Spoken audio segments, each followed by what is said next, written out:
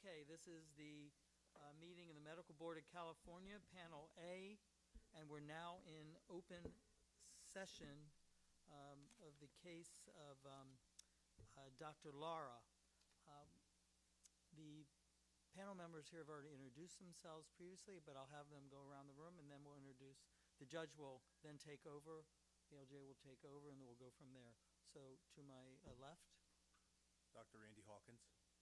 Judge Catherine Feinstein. Dr. Ronald Lewis. Dr. Felix Yip. David Warmoth. Thank you very much. Now I will turn the open session meeting over to the ALJ. Good afternoon.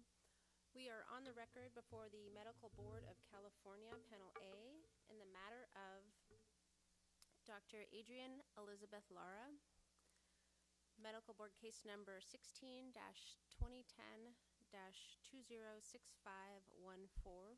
OAH number 2016-110033.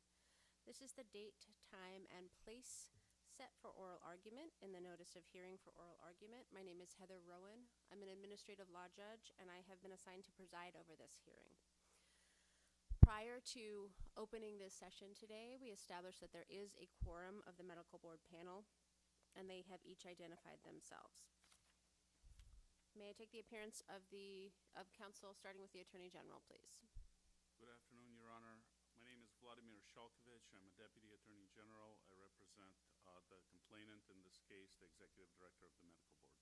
Thank you. And for the respondent? Your Honor, good afternoon. My name is Peter Bertling, and I represent Dr. Adrienne Lara, the respondent. Thank you. Before we proceed today, we are recording instead of recording via audio rather than having a court reporter. Are the parties willing to stipulate that this meeting is recorded? For the Attorney General? Yes, Your Honor, we do stipulate. Thank you. And for respondent? Yes, Your Honor, so stipulated. Thank you. The matter today is the board's issuance of an order of non-adoption of a proposed decision by administrative law judge. The board has determined the board has decided to determine this matter itself. I understand that the parties are aware of the time frames. I will keep the time and give warnings a few minutes prior to the end of your time. As a reminder, the arguments are only based on the existing record. No additional evidence will be presented. Prior to beginning, if the Attorney General could give a brief overview of the matter. Yeah.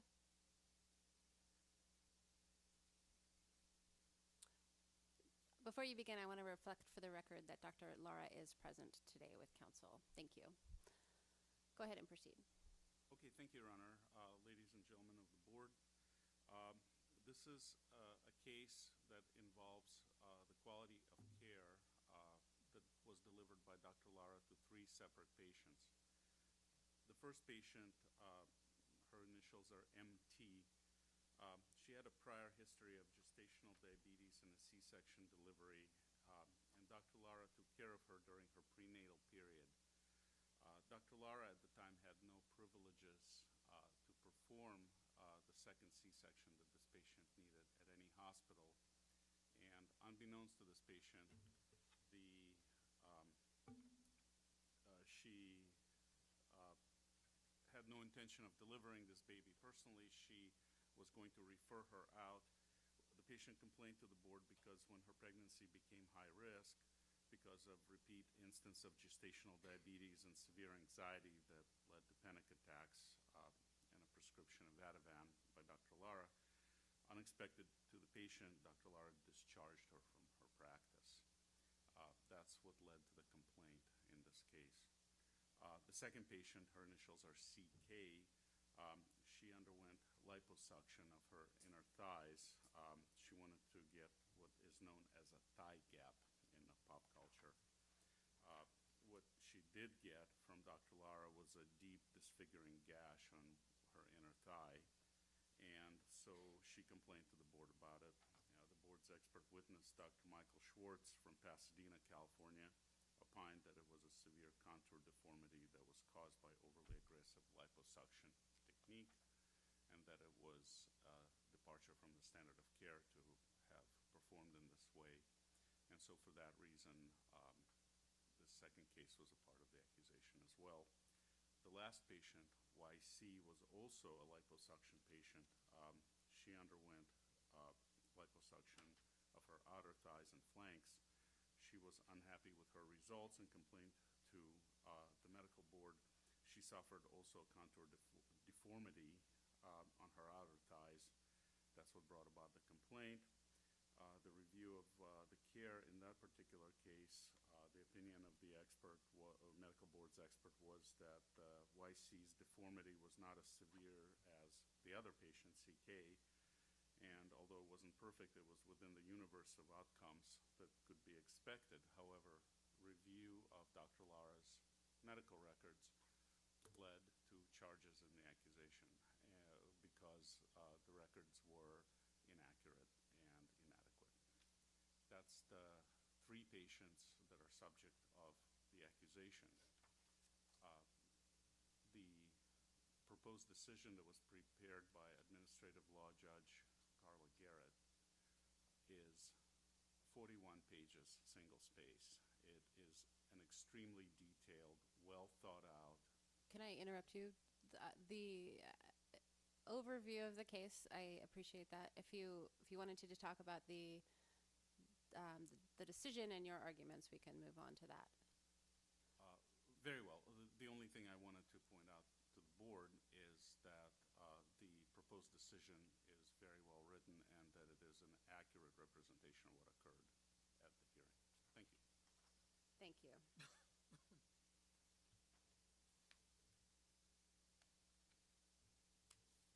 Excuse me.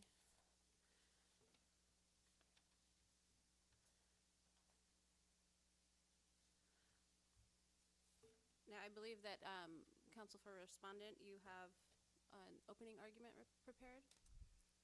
Yes, I understand that we have 15 minutes, Your Honor. That's true. And I would like to address the panel during that time. And also, I'd like to reserve a few moments of that time for Dr. Lara to directly address the panel, if that would be acceptable to you. That is acceptable. I just want to remind both you and Dr. Lara that no new evidence or testimony will be admitted, but prior to her statement, I will swear her in. Thank you. I appreciate that. Ladies and gentlemen of the panel, thank you for the opportunity to address you directly about my client, Dr. Lara. And I appreciate this opportunity, and both Dr. Lara and I fully recognize the important role that you folks play in society in making certain that the public is protected and taken care of by the physicians in this community. It's one of the questions in my mind as I've read this case is the reason for non-adoption. We had a situation where at the hearing, Mr. Shalkovich represented to Judge Garrett that the board had authorized certain terms, including 3 years probation. Her decision was much more stringent than what Mr. Shalkovich represented the board had authorized. It included 5 years probation and a number of conditions. And as you mentioned a moment ago, Your Honor, the board has decided to take this as its own. And I was wondering, because I am somewhat at a loss, if the board could indicate to me whether there were some specific concerns that you wanted me to address so I don't waste my time on things that really are not germane or that are not your focus in this case. Or would you just prefer me to move forward? I'm going to have to defer to the board on that. I think it's more important just for me, I'll comment from other board members, is to just go ahead and move forward since we have the material we've already previously read. Thank you, Dr. Lewis. I'll do that. When we started out with this accusation, there were 4 allegations of extreme departures from the standard of care. By the time we even got to the hearing, the medical board expert, Dr. Feynman, made it clear that with regard to one of the accusations of extreme departures that he set forth in his report, he withdrew that opinion.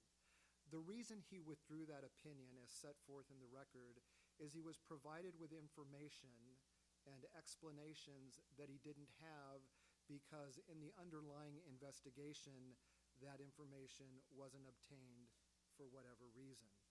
So we started out with a situation where even before Judge Garrett was deciding what discipline to impose, all claims of extreme departures from the standard of care were withdrawn.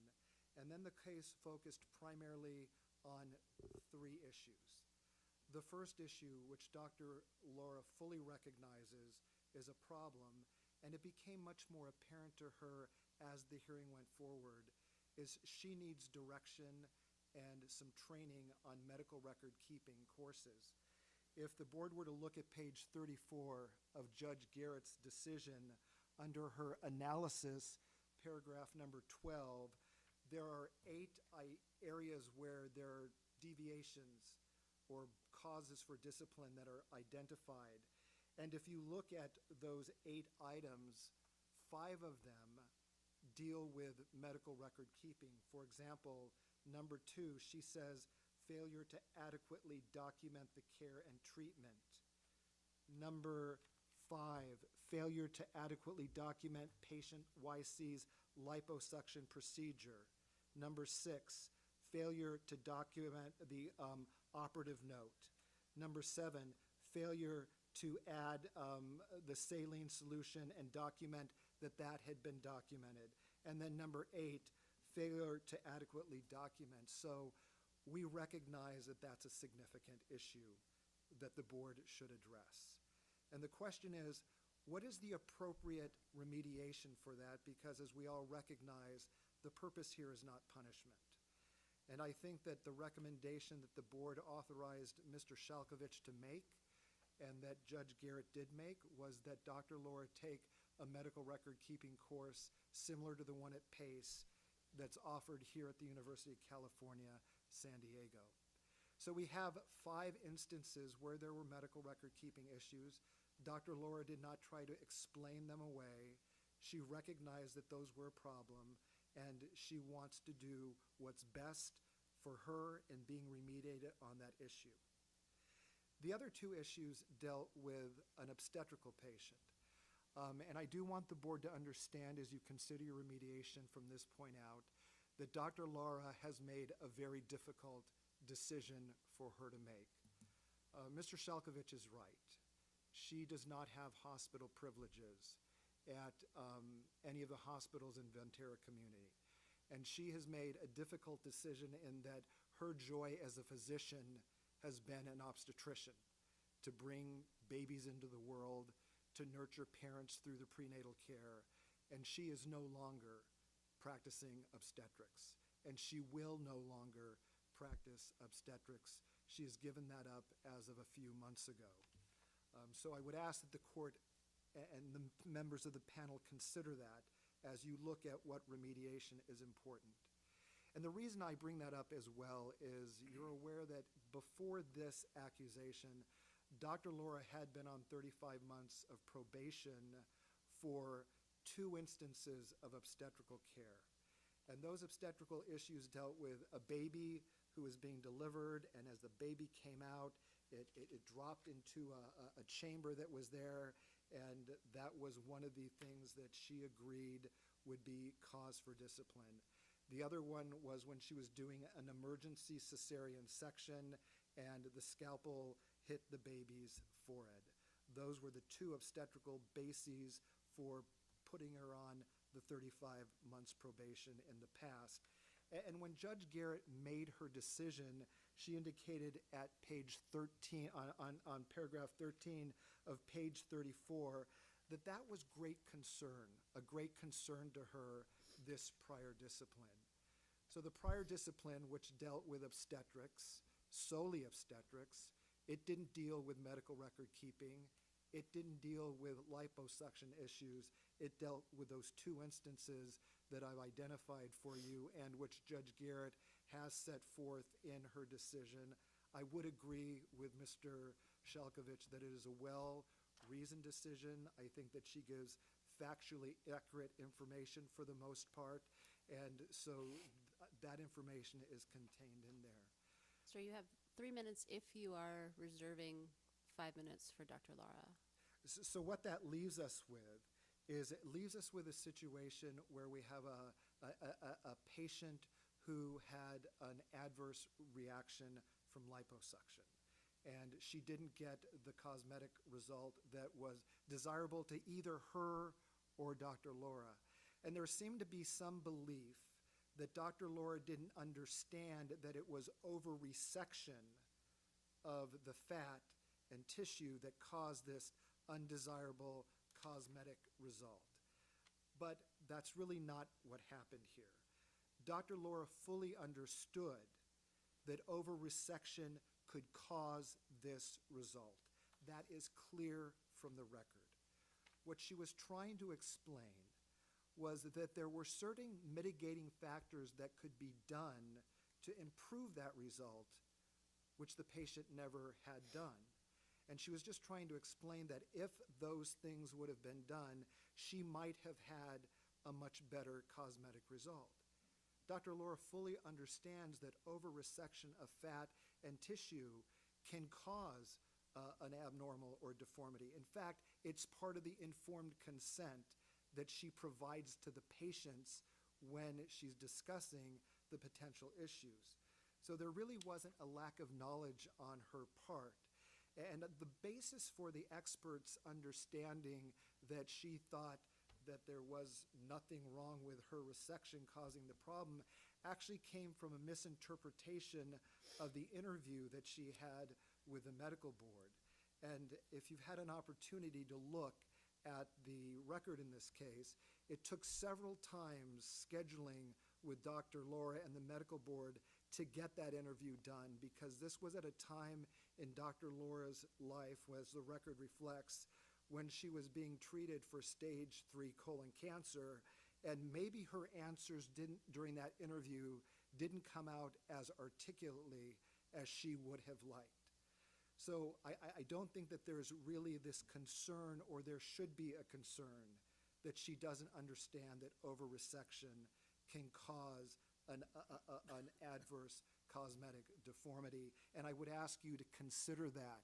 I think you would also, as you look at the record, the expert agreed that she left a centimeter of fat, which is an acceptable amount. That was not only documented in her records, it was clear from her testimony in that regard. So that's the basis for the discipline, the actual substantive malfeasance or simple departure in the standard of care in this case. And with that, I'm going to let Dr. Lara make a few comments. Thank you. You have 5 minutes, Dr. Lara. I do, and if you could move the microphone over, that would be helpful. Yeah. Is it all right if I stand while I address the board? That's fine. Okay, thank you. As long as the microphone picks you up. Raise your right hand, please. Do you solemnly swear or affirm under penalty of perjury that the testimony or statement you give today is the truth, the whole truth, and nothing but the truth? I do. Thank you. Go ahead and begin. All right. First of all, thank you for coming today and sharing your time and your expertise. And thank you for the opportunity to speak for 5 minutes. During those 5 minutes, I want to share with you who I am, how I feel, and how sorry I am and how willing I am to remediate. All I ever wanted to be was a good doctor. Since I was 8 years old, I wanted to be a good doctor. In my culture and in my family, that wasn't going to be an easy road, and it wasn't. But I'm here 56 years later, and telling you that that's still what I strive to be, is a very good doctor. I believe that being a doctor is a great privilege and a great responsibility, and something I don't take lightly. I live my life every day grateful for the training and my knowledge and my skills in being a doctor and the ability to treat patients. I focus constantly on the well-being of a patient, on their healthcare status and the successful outcome of their healthcare and the safety of the patient, every one of my patients. I think if you knew me, you'd know that my love and concern for what I do for patients is reflected in my high standard of care, and also in the way that I practice and give back to my community and the thousands of families that I have helped.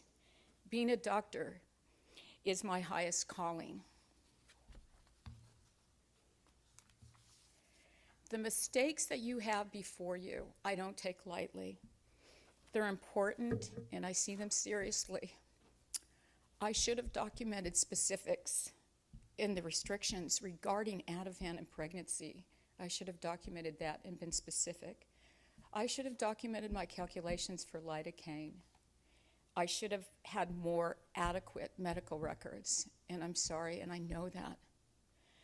I regret that the two patients who were not satisfied with their outcome were not satisfied. I've actually spent hours reviewing and reflecting and studying and learning what else I could do better. I think that's what a doctor does. I think we never stop being a student, and we never stop learning.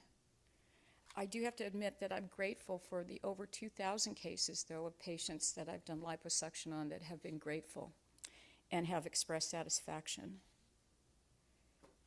In conclusion, being a doctor, again, is all I ever wanted to be, was being a good doctor. And I'll continue to strive to be that. This has been a very painful process for me, both personally and professionally. And I take it very seriously. I'm far from perfect. And I regret the mistakes that I've made. I want you to know that these are isolated errors and that they'll not happen again, nor do I feel that they reflect the standard of care that I practice by in my entire practice. I stand before you, humble and contrite, and willing to do what I need to do to remediate the problem. Thank you for your time. Thank you. Mr. Shelkovitz, you have 15 minutes. All right, thank you, Your Honor.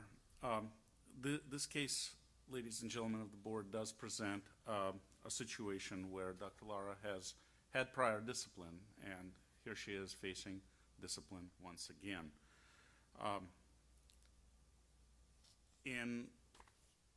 At the very least, from looking at her prior discipline and looking at least a couple of the cases that we had here, there's a theme that develops in that harm to patients that unfortunately resulted in this pattern of cases doesn't have to do necessarily with Dr. Lara's knowledge base. It's the physical manual dexterity situation that tends to repeat itself. I kind of want to demonstrate this for you in terms of what I was talking about.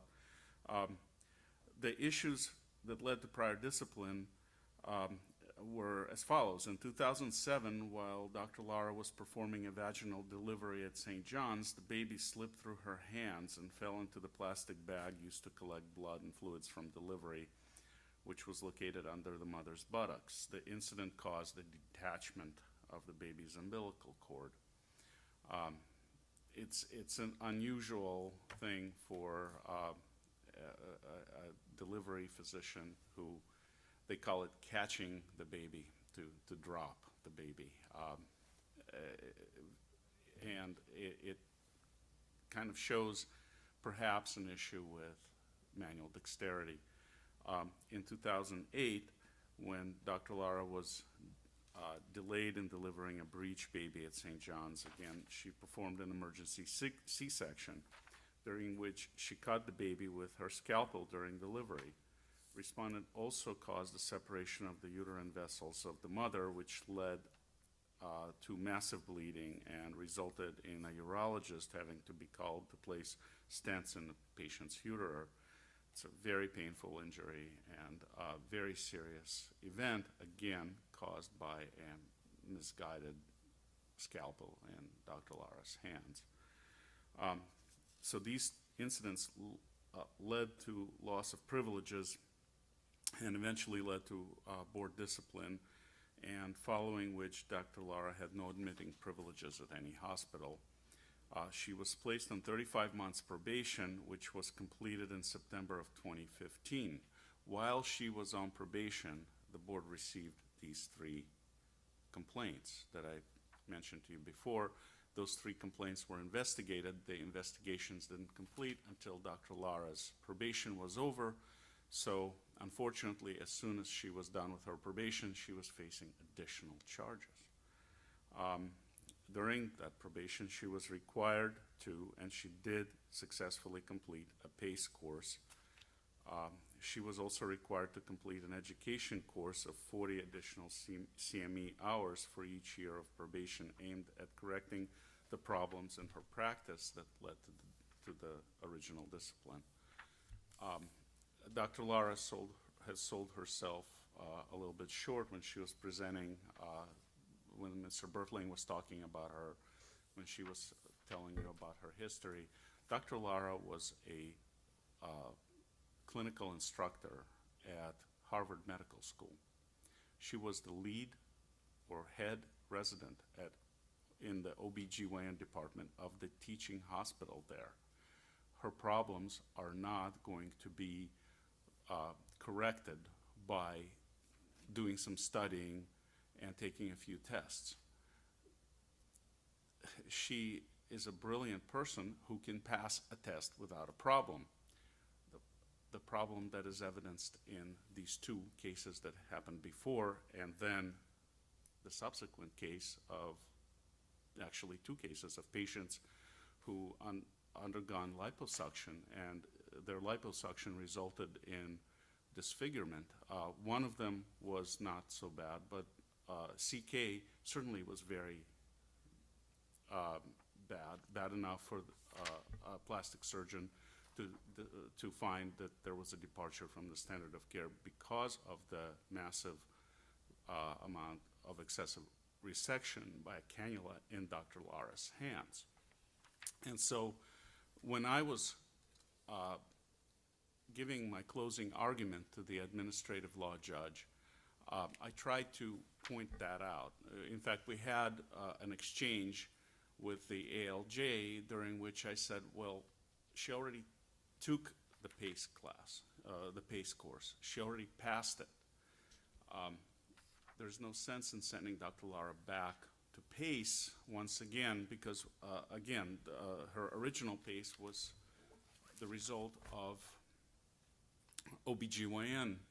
In this case, half of this case is OBGYN. And so she's just going to repeat the PACE course, pass it with flying colors. How is she going to get better as a result of it?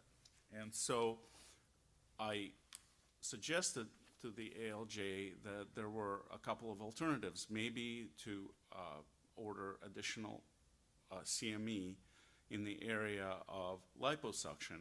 It was known that Dr. Lara was transitioning from OBGYN over to aesthetic surgery during the hearing. I'm glad that her transition is moving forward, but in reality, here we have a person who, well, in a rarefied world of surgeons, seems to show less of a manual dexterity ability than others. And perhaps to bring her up in this situation, what she needs is not to take tests and read and regurgitate information. Perhaps what she needs is proctoring. Perhaps that is the area that the board was concerned about at the time when the non-adoption was ordered. So focusing on discipline, which is what you asked me to do and Mr. Bertling to do during our closing, during your non-adoption order, I believe that what was asked of Judge Garrett, what I asked of Judge Garrett, fully understanding that bulk of the case was record keeping, but that there were these issues out there, what I asked for was within the board's guidelines as far as remedial safety modalities, if you will, that are available to the board to order in this case. Because after all, what you are here for is to make sure that Dr. Lara's patients, future patients, are protected before the harm to them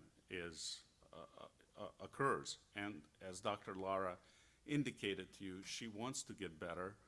And in reality, the length of probation in and of itself is secondary. These protective conditions are what is the key to this case.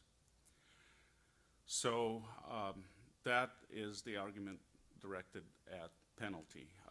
I believe that Judge Garrett did a very good job analyzing the case. I believe that her order of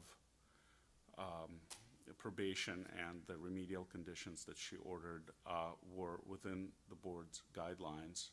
If the board thought to non-adopt because of the fact that Dr. Lara was previously on probation, and here she is coming back again showing additional problems, I think that the first probationary order perhaps did not address the specific kernel of the problem that you now have a chance to address following this non-adoption. I would urge you to consider ordering a proctoring condition for Dr. Lara. Otherwise, I believe that Judge Garrett did a very good job in both analyzing the case, and I think she was very thoughtful and appropriately made a recommendation with regard to the discipline, which is within the board's purview and discretion. I could go on and tell you about the specific niceties of how the hearing went, but I believe it's set forth in the proposed decision. I know you all have read it. If you have any questions, I would be very happy to answer them. Otherwise, I will submit at this. Thank you. Thank you. Ask them at the end Before the closing? before the close. Yeah, we usually ask them when they're both done. Then we ask if they have a chance now to rebut. We could do it after. Okay, thank you. Okay. I just wanted to clarify the procedure today. Mr. Bergman, you have 5 minutes for close if you'd like. Certainly, I would just like to address some of the comments made by Mr. Shalkovich. I don't think this is a case where proctoring would make a difference, where Dr. Lara would learn anything new or her skill set would improve. The three cases we're dealing with are unique and distinct. It doesn't happen very often that a baby comes out with such expulsive force that it slips through the doctor's hand. It didn't drop to the floor. It dropped a few inches into an area that was right there. And while the baby wasn't injured, Dr. Lara brought it to everybody's attention. The pediatrician was notified. I don't think all the proctoring in the world could deal with that specific issue. The other was a situation, it was an emergency cesarean section to save the baby's life. She was operating extremely quickly to save the baby's life, and the baby had a rent on the forehead because of the scalpel. I don't think all the proctoring in the world is going to change that or give her more knowledge on how to do a cesarean section, the techniques that should be taken under those circumstances. We have two cases of liposuction. One of them, the expert admitted, after having looked at the records, that while the result wasn't appropriate or the best, there was no criticism regarding her technique, her knowledge about how to do liposuction, or the fact that she understood what the complications of liposuction were. I don't see how proctoring would help in that circumstance either.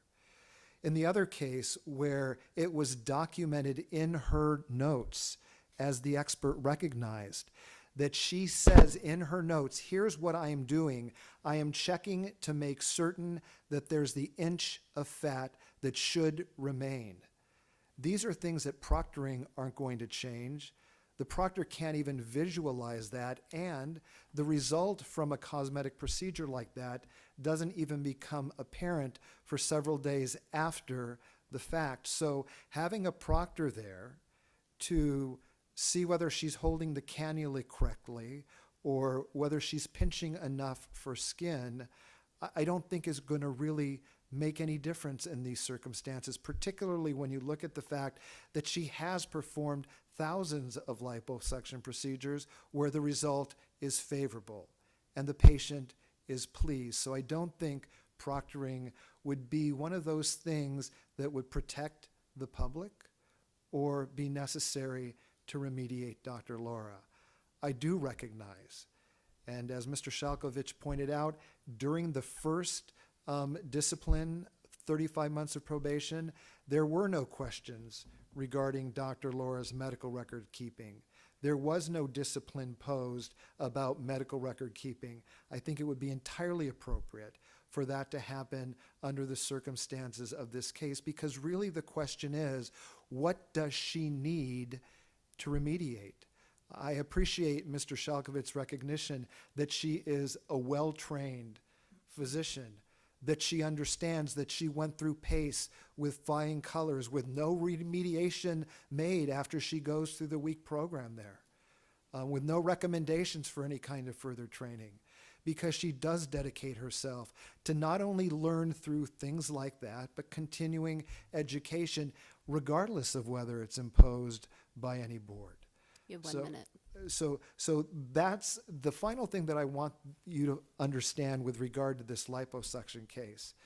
Dr. Schwartz said he found there was a deviation, a simple deviation, because he considered three factors together. Number one, she referred to liposuction as a procedure, not surgery, and he thought she was downplaying the importance of liposuction procedures.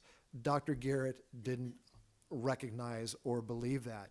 And then when it came to the issue of over-resection, he admitted that the fact that she left a centimeter behind of fat and tissue was within standards of practice and appropriate. And with that, I'll submit. I welcome any questions that the panel might have. Thank you.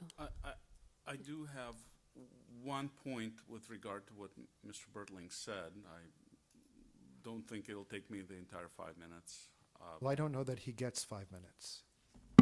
My notes say he gets 5 minutes. Does he? Okay. Oops, sorry. All right, I apologize. Okay, and But I'll start you off and we'll see how it goes. okay, so with regard to this issue of 1 inch of fat, Dr. Lara described in her surgical report that as she was suctioning the patient's inner thigh, that she kept her hand in the area and making sure that some fat was left over. Subsequently, it was determined that 1 centimeter, not inch, of fat remained in the patient. Dr. Schwartz explained the reason why you need 1 centimeter of fat at least is because it would prevent the skin from adhering to the muscle underneath the fat. And if you have these adhesions, it would have been an extreme departure from the standard of care, leaving that 1 centimeter of fat in place, leaving that 1 centimeter of fat in place kept it from being an extreme departure from the standard of care, but for an aesthetic procedure, it was outside of the standard of care. That was Dr. Schwartz's testimony. And those were the findings by ALJ Garrett. So with regard to that particular patient, another thing that Mr. Bertling pointed out was that Dr. Lara was, fully understood that it was that the patient's deformity was caused by overly aggressive amputation of fat. But in truth, if you would look at the record at the transcript of Dr. Lara's testimony to the medical board during her subject interview.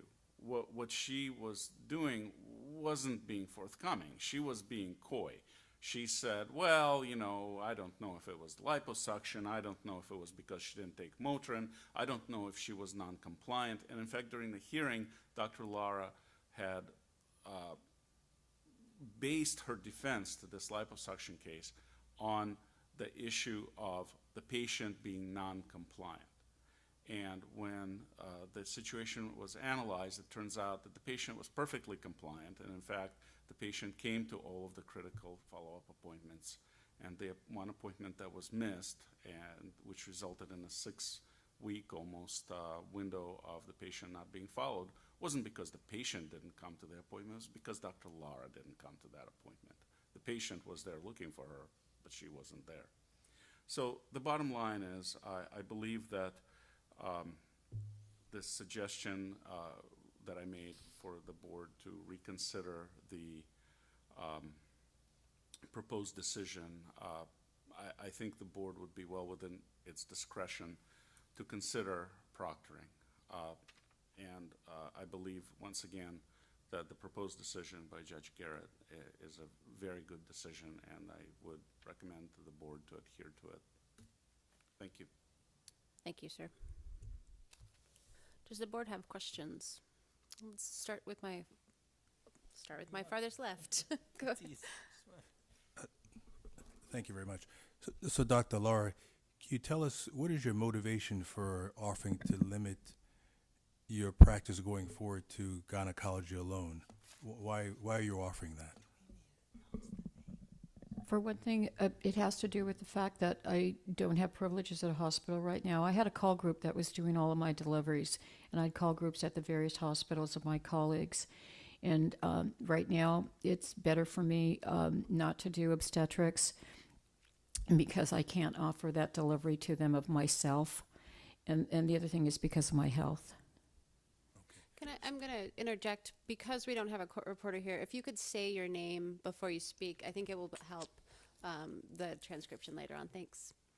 So that was Dr. Hawkins asking the question. So as I read the case regarding the obstetric case, it appeared that you actually had adequate coverage, a system set up to take care of the patients. Yes, sir. So is it primarily your personal health, or do you really have concerns about your ability to actually care for these patients on a cognitive nature? I'm sorry, I misunderstood. No, it's more of my personal health and the schedule that obstetrics incurs, which would be hard on me physically. That's helpful. Thank you very much. You're welcome. Questions? Yes, sir. Dr. Lara, I have a question about after liposuction. What instructions do you give the patient? It's on, but sorry, this is Dr. Lewis. After liposuction, what instructions do you give the patients after liposuction, and how are they given to the patient? And then after that, what kind of follow-up by yourself or staff ensures that the patient is complying with the instructions, just as abdominal binders and whatnot? So I'd like to hear about your process. Thank you, Dr. Lewis, for your question. First of all, I see my patient. No one else but myself as the doctor sees the patient. The patient is seen. I'll take you through the process because it's pretty self-explanatory, and you'll see how thorough I believe it is. We see a patient initially for a consult to talk to the patient about whether or not, and assess them as to whether or not they're a good candidate. I take very, very low-risk patients, so no secondary morbidities are accepted. Healthy lifestyle is accepted, and healthy medical background. So once they've been assessed to be a candidate for liposuction, then I have them come in for a repeat visit, which is called the preoperative visit. At the preoperative visit, as we did in the consult, we discussed the procedure, the risks, the benefits, and the technique. But we're a little bit more detailed at the preoperative visit because that's where we give them a packet, which includes a consent form, registration form, pre- and post-op instructions, medications, catalogs for their garments, and also I sit personally with them and go through the entire technique of the procedure and what they can expect. At that appointment, they're given a prescription for Motrin, which is an anti-inflammatory, as you know.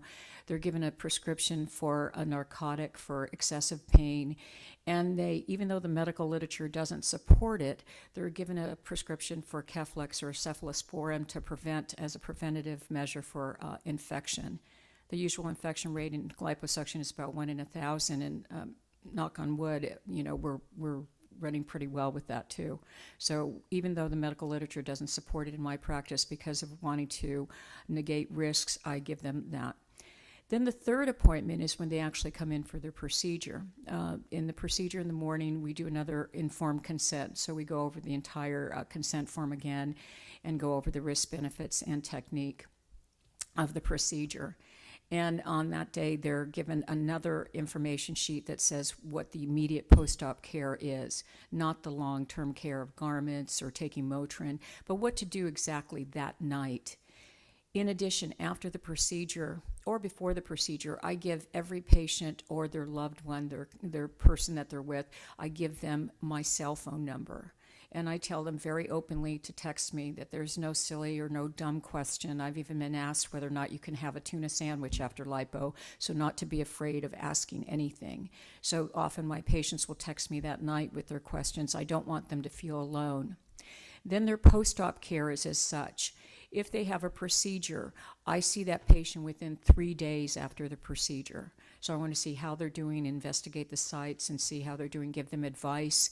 At those appointments, I can do various things besides advise them about the care of their site. I can also see how they're wearing the garment, how is the garment fitting, how do the actual port sites look. So the routine for seeing a doctor or patient, Dr. Lewis, after the case is I see them within 1 to 3 days. I see them in 1 week after the procedure, and then I see them at 2, 4, and 6 weeks, which with my research has shown to be far more detailed than any other post-op care for liposuction I've seen. But I talk to my patients about this being a work in progress, that the post-op care is really important to the outcome. And not only is the post-op care important to the outcome, but I want to be very seriously involved with how the results might come about and what different things they can do during that post-op period to affect the end results, including things like lipofoam, massage, lymph drainage, elevation, different garments. Yeah, I hope think that answers your question. Yes, it does. But one of your patients made a statement that she did not see you for 6 weeks afterwards, which is inconsistent with your post-op plan, from what I'm hearing. She saw you, never came in for a follow-up visit until 6 weeks following her first follow-up appointment, when she was supposed to return 1 week following the June 22nd appointment. Right, that was CK, and that was the one that Mr. Salkovich was referring to. Did not come in. Yeah, that was, there was a couple of instances. We saw her for 1 appointment afterwards, after her case. Apparently she came in for another appointment, and because she was coming from Marina Del Rey, which was a period of about an hour's length from my office, we had agreed to see her on a Saturday morning. I had not been informed by my staff they had scheduled her for Saturday, and I wasn't there for that appointment. We then followed up with the patient to make follow-up visits, and she was non-compliant to those visits. So Okay. she didn't see me. So that was the whole, as you know, from medicine, the 6-op post-op period during which inflammation is the highest and the most amount of healing is done. Okay, thank you. Another question along those same lines Yes. with the liposuction is your training. I see Bella Med Spa 2013 Yes. in Phoenix. Is that recognizable training? Yeah. Certified? I don't know. I about didn't that? either till I did a lot of research, and I did about 3.5 years research before going into any liposuction, before even buying the machine, let alone involving myself in the care of liposuction and the procedure or surgery of liposuction. There is no real certification. There's different courseworks that you can do. This one was offered by the people who sold me the machine.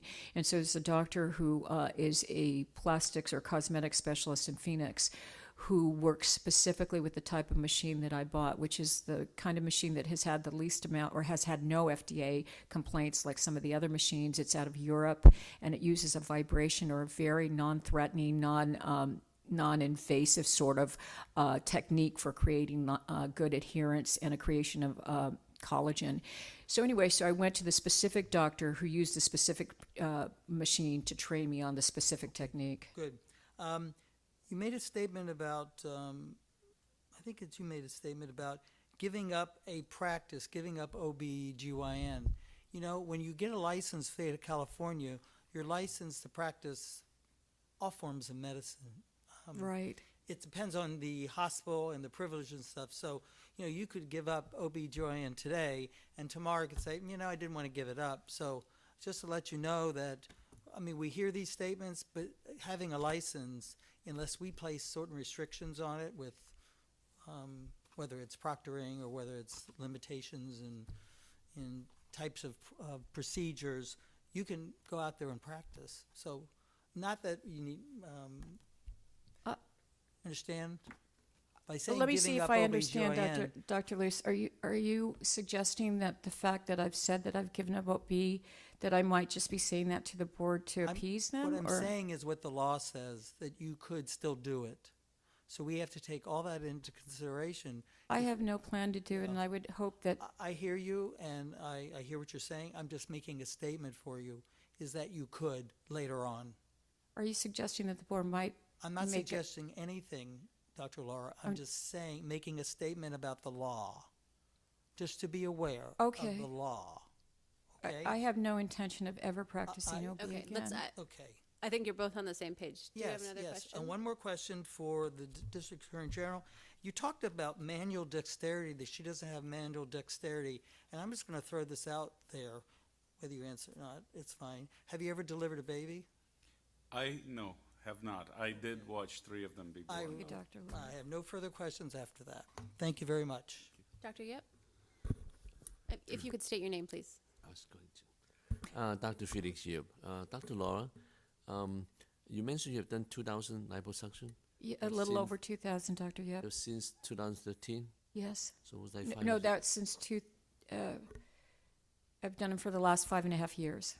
Are they mostly below the waist or the whole body? Actually, an entire variety, probably starting from the neck down, from chin to, I've done buffalo humps on patients, and further down all the way to ankles, yeah. You do IV sedation in the office? No, my form of sedation is I do an oral sedation, and then I do anesthetic using the tumescent solution with lidocaine. I was trained in the 90s in Boston when minimally invasive surgery became in vogue. We were doing a lot of surgeries in our office at the time, so I adopted the practices from Harvard to my practice here for how I conduct the surgery. And your staff are trained as well as CPR and all that? Yes, and we have the inhalants, we have the aspirin, we have the emergency carts, yeah. And when was the last time you attended a course as well as liposuction, trying to improve your skill? Or since the incidents you mentioned that you researched several hours reading books, have you thought about going back certain courses or certain specialists in order to refine your skills? Thank you for asking. Yes, I have. What I did do was go back and reread Dr. Klein's. He's considered the inventor of tumescent liposuction, and went back and read Dr. Klein's textbook, and have considered going back to his course. I haven't done it yet, in true honesty, but I think that probably at this point, to just kind of enhance my skills that I already have just based on numbers, that it would probably be wise to do something like that. Thank you for asking. Mr. Wormuth, any questions? No questions. Anyone else from the panel? Your Honor, Laura, can I just make one comment? Yeah, could you please speak into the microphone? Certainly. This is Peter Bertling. Dr. Lewis, I appreciated the point that you made about how a license allows you to do everything. And if it is a concern, I think it would be entirely appropriate for this panel to include as part of the discipline order that Dr. Laura be precluded from practicing obstetrics. Thank you. If there's nothing further, then this matter will be submitted if the AG agrees, sir, Yes, Your Honor. and on behalf of the respondent. Yes, Your Honor. This matter is submitted, the record is closed, and we are now off the record.